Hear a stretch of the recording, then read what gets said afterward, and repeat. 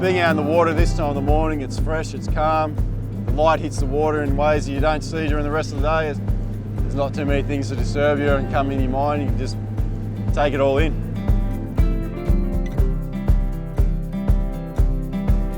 So the morning starts for us getting to the shed, opening up, getting the boats ready to go out in the river.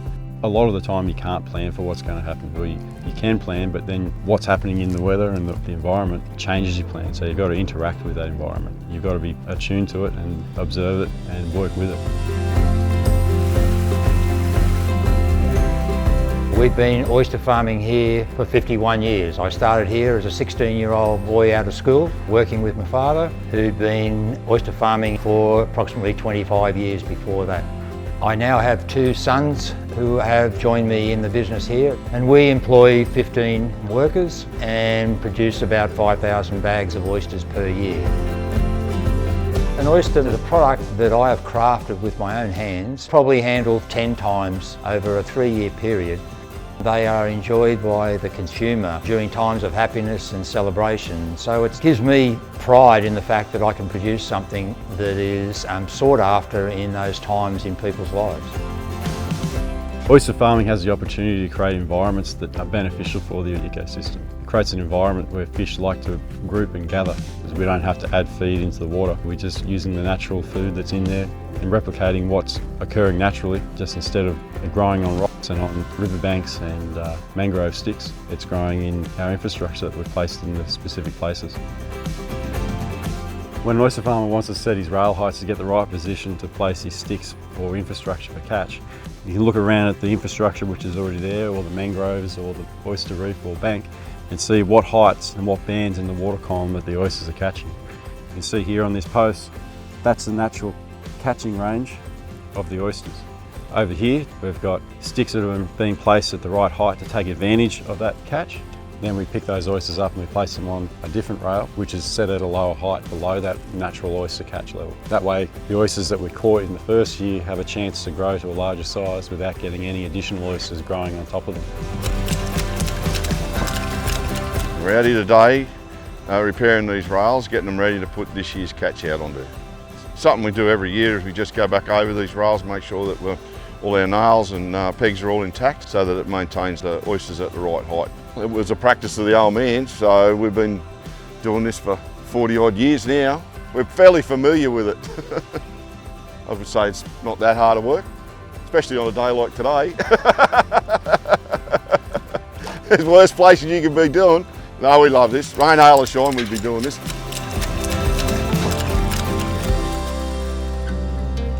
These oysters were stripped off the slats when they were approximately 6 months old, placed here in our tumbler lease to grow on from there. Straight off the slat. We've been out there for about 2.5 months already. Looking pretty good, aren't they? Looking pretty good. You can see they're getting that nice round cuppy shape. So the oysters in these tumblers, they'll move on every movement of the tide, which means the oysters will roll around and get a really nice cupped up shape that we're trying to achieve in the first year or so of their growth. In different estuaries we can apply different technologies to get that shape. In Wallace Lake we need to have these tumblers type setup that gives you that rocking back and forwards motion, whereas say in Port Stephens we don't require that additional motion from the infrastructure because the wind and the waves provide enough movement for the oysters on flat trays. So what we're doing this morning is we're picking up our what we call depot sticks. We depot them here in stacks so that the fish can't get at the small oysters on the racks. Now they're big enough that we can pick them up and take them up into our nursery area and spread them out individually in a tidal rail where they'll live for another 18 months until they're big enough to take home and strip.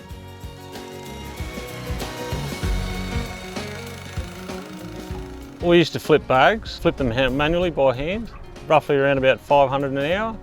And now that we've gone to flip farm, we can flip around 300 in about 1.5 minutes. So you can use these to grow any size oyster, but at the moment we're just using them for the middle size, so in between our tumblers and our modules. We flip those so that they can dry, so any catch or any marine growth that is on the outside of the baskets can then dry off and die off. and that allows the food and the nutrients to get into the oysters when they're growing. Well, we used to bring all the infrastructure back to the dock, and here we can unload and load the oysters here in the paddock and only bring the oysters back alone. So here we've got our pontoon infrastructure. At the moment they're out of the water drying that we do periodically, once a month. And that periodic drying allows us to remove any fouling or overgrowth that be catching on our oysters. The beauty of the pontoon system is that we're able to put a large amount of oysters in a small amount of area. It costs us around 25 grand for the infrastructure, including the baskets. What you can see in the background behind me here is 2 pontoons, so roughly 50 grand worth of infrastructure. On each of these pontoons, there's 32 of these stacks of modules, and each of those modules has around 3,000 oysters in it, giving you roughly 100,000 oysters per pontoon. So in this type of infrastructure, we're not trying to put oysters that are straight off the slats or young oysters. We're trying to put oysters which are around 18 months of age. So they've already got that deep cuppy shape and they're already at a reasonable size so they can then on-grow. So the advantage here is that we can utilise this deep water that we have here and good flow of tide to allow us to stack the oysters vertically as opposed to taking up much more surface area if we left those oysters on trays.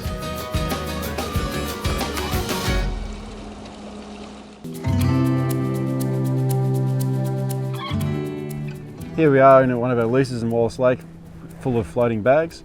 Floating bags are great for areas where you can't get long runs, like that you would utilise with the flip farm. More labour intensive than flip farm, but you still get a great result from them.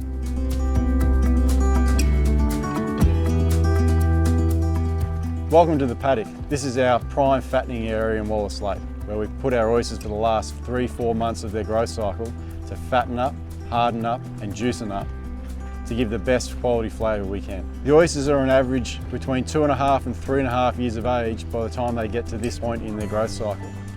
We use tray infrastructure to do that because it brings our oysters in and out of the water on a daily basis to harden the adductor muscle, give them their long shelf life.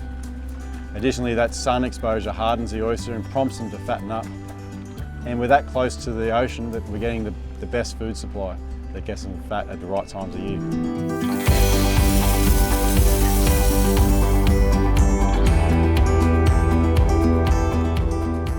From here, our farmers harvest the oysters, take them back to the depot, wash, clean, sort and grade them, package them and distribute them to the restaurants where you get to enjoy them. So this is Wallace Lake, the premier oyster growing region in New South Wales. The reason it has that title as the premier region is because of this water that we have. The waterway here is influenced very little by runoff from large river systems and has a relatively large basin compared to the catchment area. Being only 1.5 kilometres from the ocean, gets a great supply of food from the open water. Surrounding us, all around in the distance, is National Park with a very small amount of farming and a very small amount of town, creating an environment where we have great quality water, great ability to harvest an oyster at our peak periods at the Christmas time, and an abundance of beauty. I believe that the Sydney Rock Oyster is the best tasting oyster in the world. There's nothing that comes near it anywhere else in the world for the unique flavour, the unique texture, the characteristics of where it's grown. We just have a unique product. Why shouldn't we cherish it? Why shouldn't we take it to the world and show them something that they've never experienced before? With these 33, the export potential is enormous. I can't wait to take the Sydney Rock Oyster to the rest of the world.